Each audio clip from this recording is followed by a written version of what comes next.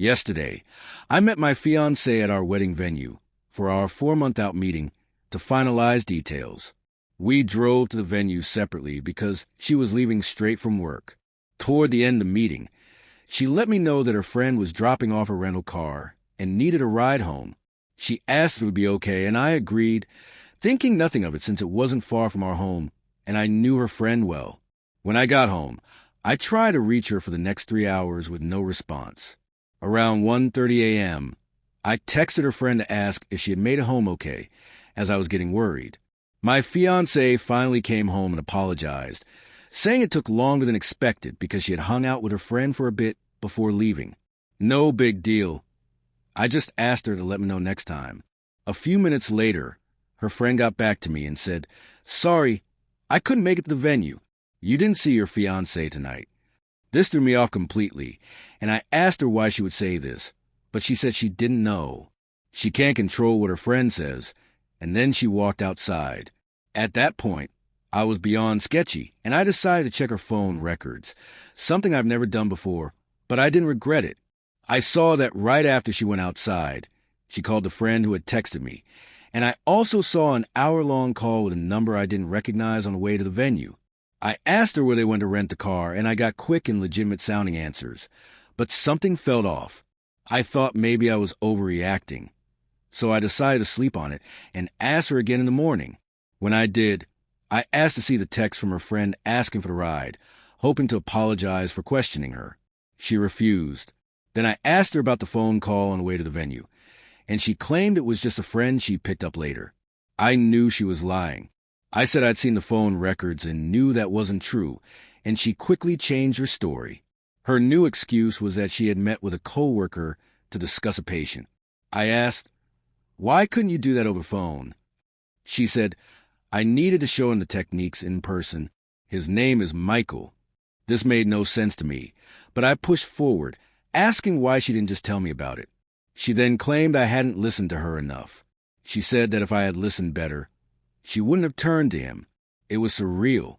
She started listing all my flaws, like working too much and not spending enough time with her. This was news to me. I didn't know she was feeling this way, and I had been working extra hours to support us both financially so she wouldn't have to get a part-time job. I told her that I couldn't take responsibility for her cheating. I didn't think this was about me. It was about her actions.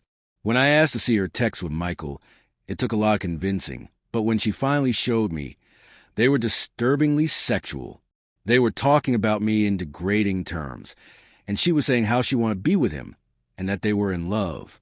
I found out she had started this new job a month and a half ago, and Michael, her coworker, was 15 to 20 years older, divorced with multiple kids.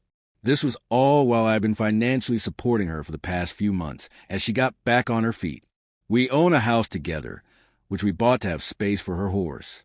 I've been helping her financially, and now she wants to take the horse when she leaves, boarding it at a barn.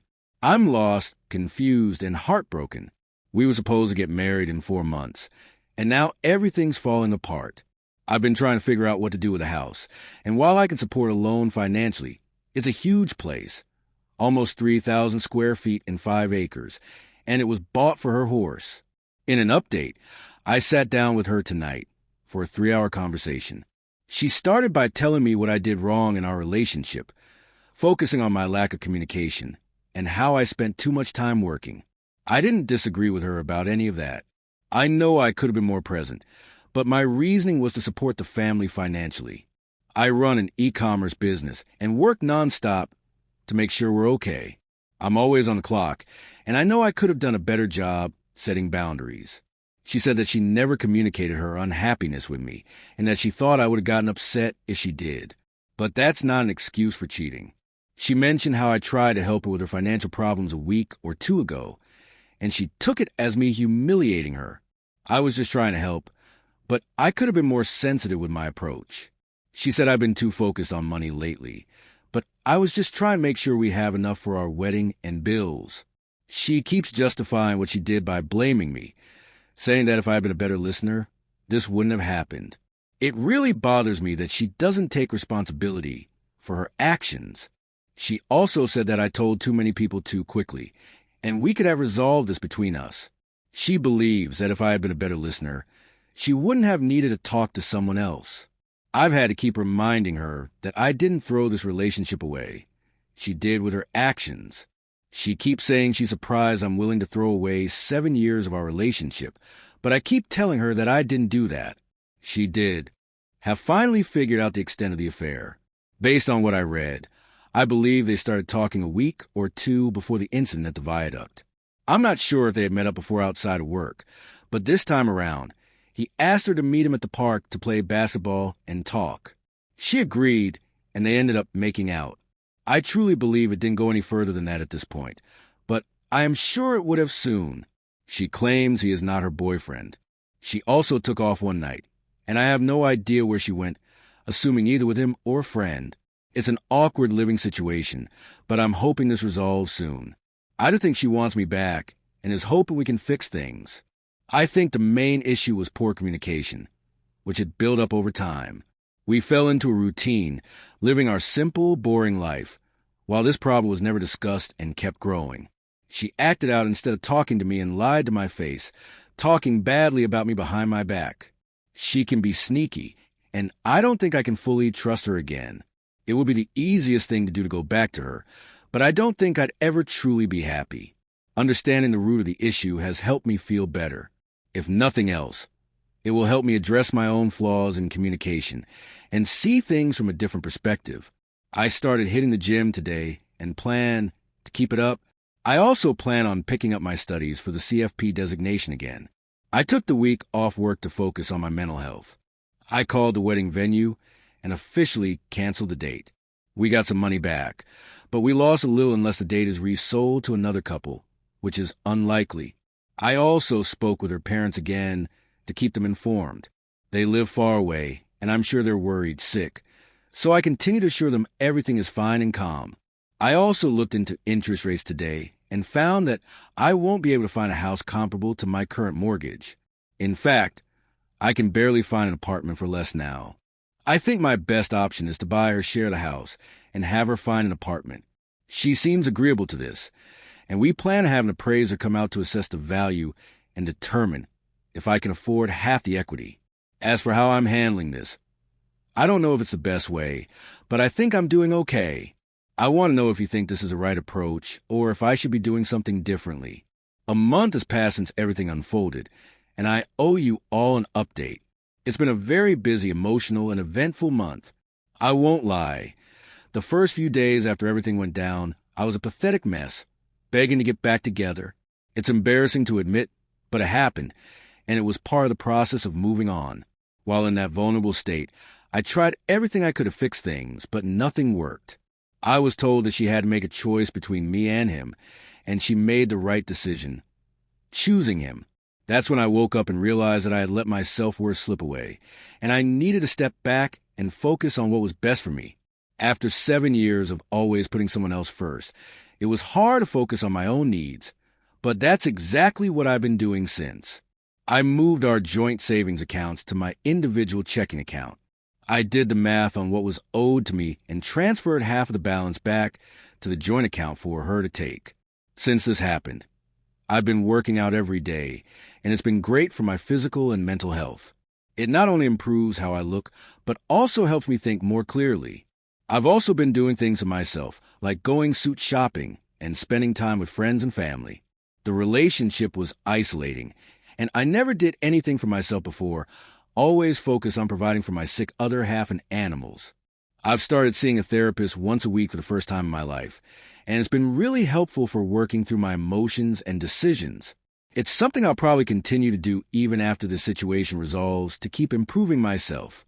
Now, for the bigger picture, I'm still living in a house with my ex, and she's sleeping in the guest bedroom. We're at the point where our communication is limited to simple things, like asking if I fed the dogs. I think she's a terrible person, and no matter what I say, she will always blame me for everything. Accusing someone of being a bad communicator and then using that as an excuse to cheat and not communicate her own feelings is hypocritical, but in her mind, it's a convenient excuse. I stopped trying to reason with her because she is unreasonable. I've been moving forward with listing the house for sale.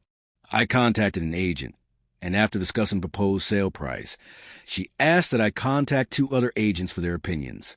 One of them was recommended by her friend. So I did all the calls, set up the appointments, and met with the agents. It's how the relationship always was. And even though it's not fair, I did it all to get out of here. After meeting with all 3 agents, we went with the first one, and pictures were taken on Sunday. The house was listed for sale Sunday night, with an open house scheduled for next Saturday. There's already a lot of interest. She will be taking the horse to a barn somewhere, though the location is still to be determined. We had a conversation about the dogs, and I offered to take one or none, but she said she would take all 3 to keep them together. I didn't want to fight over them, especially if it would break them up, so I agreed, and it also selfishly allows me to move on with a clean start. Unexpectedly, I met someone about a week ago who I've been spending a lot of time with. I don't have any false expectations, but I enjoy hanging out with her. She's been through a similar situation and has been helping me through this. Talking to a kind, thoughtful, and independent woman has opened my eyes to the fact that my ex was a narcissist, self-centered, manipulative, and dependent. I should have listened to the warnings from family and friends long ago. I fell into the trap of sticking to a simple routine, being too comfortable with the daily life I knew. I didn't want to disrupt things for the animals or lose my house, so I stayed in a situation where I wasn't happy. You don't realize how bad things are until you step back and reflect on them. Some might say it was a waste of time, but I'm using this as a learning experience. In the future, I won't ignore red flags, and I won't settle into a routine that doesn't bring me joy. I will keep my relationships with friends and family strong. I want to end this with a huge thank you to everyone who commented on my original post. I had no idea what to do at the time, and your support was amazing. I read every single comment, and they all helped me get to where I am now. I'm looking forward to the next chapter in my life, wherever it takes me. Thank you all again. It's been a long time since I posted an update, but it's wild to think all of this happened more than 4 months ago. With time, things have gotten so much better. If anyone stumbles upon this who's going through something similar, I hope it helps them realize that time heals everything. I shared the house with my ex until mid-May. It was painful being there, knowing that my life as I knew it had ended. We were essentially roommates who didn't like each other. I tried to avoid her as much as I could, but it was impossible. We stayed in different bedrooms, but the dogs were free to roam. After a few weeks, she stopped sleeping in the guest bedroom, and it almost didn't happen again until the end of our time there. The constant texting and phone calls, however, never stopped. They decided not to pursue a relationship, but to remain friends, though I don't know for sure, and I didn't care to ask. She moved out in mid-May with 2 of the 3 dogs. Saying goodbye to them was incredibly hard. The loss felt like losing a loved one. During the last month, I met up with the ex and the 2 dogs at the dog park a couple times. They recognized me and were happy to see me, but I could tell they were doing fine without me, which made me feel a little better.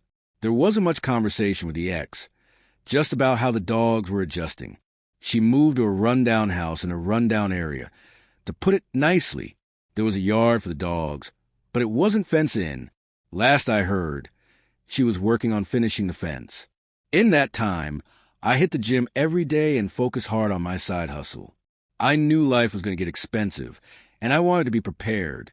Between March and June 15th, when I moved out, I made 6 figures in sales from the side hustle. I also didn't make any big purchases, which allowed me to save a significant amount, in addition to the proceeds from selling my old property. This made it possible for me to comfortably afford a nice house in a good area with a decent-sized yard for the dog who stayed with me. Selling the old house was easy, but buying the new house was a struggle. Thankfully, the buyers of my old house allowed me to rent it back from them for a month until June 15th. I made offers on 5 houses and finally got one accepted toward the end of May. It's really nice to be out of the old place, where the memories of my ex haunted me every day, especially after she left with the other 2 dogs. The house felt empty and moving was a pain, but my friends and family helped me a lot. I've now been in the new house for over a month, and it's starting to feel like home. I'm still seeing the same woman, who's now my girlfriend. I live closer to her, which is nice. She treats me really well, and I'm lucky to have her in my life. She's helped me through this whole ordeal, and she's been very thoughtful and accommodated with my emotional ups and downs. I've never been with someone who communicates so well, and it's making me a better communicator myself. My emotional intelligence has grown a lot. Life is good now. While this was one of the hardest things I've ever gone through, I feel blessed it happened. I was going to marry someone who was completely self-centered and ungrateful. I stayed in a situation that was easy but not fulfilling. I didn't want to disrupt my animals' lives or lose my house, so I kept putting up with being miserable. Now that I've stepped back and learned, I won't ignore red flags in future. I'll continue working on myself and providing the best life possible for my dog. I think about my ex often, and I have many flashbacks of both good and bad memories.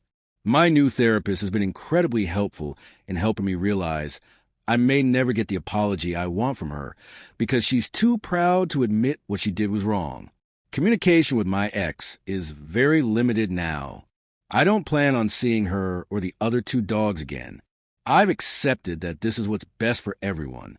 If I missed anything or if you have questions, feel free to comment and I'll happily answer. This chapter is over now, and I won't be making any more posts on this subject. Thank you to everyone who followed this saga and supported me through it.